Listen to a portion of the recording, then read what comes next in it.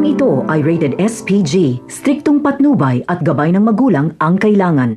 Matinding takot ang mararamdaman ni David kapag malaman niya kay Olga na matagal na palang nagkikita si Marites at Ramon at may relasyon pa ang dalawa.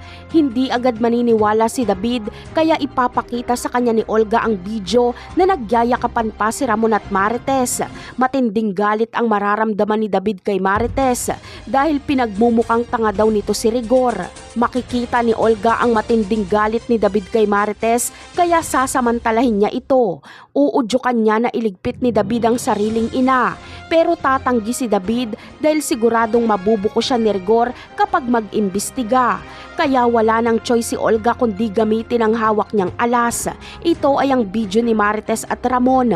Ipapakita ito ni Olga kay Rigor. At nang sa ganon ay tugisin ni Rigor si Ramon at sa tindi ng galit ni Rigor ay baka mapatay niya pa si Marites.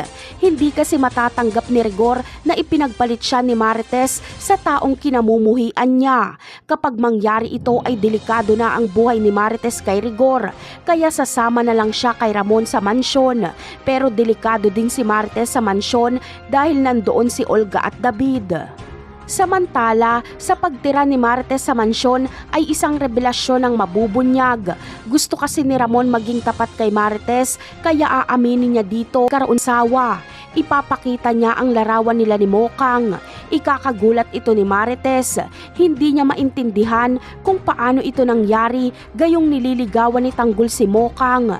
Napakarami pa nating dapat abangan sa mga susunod na episode. Paalam!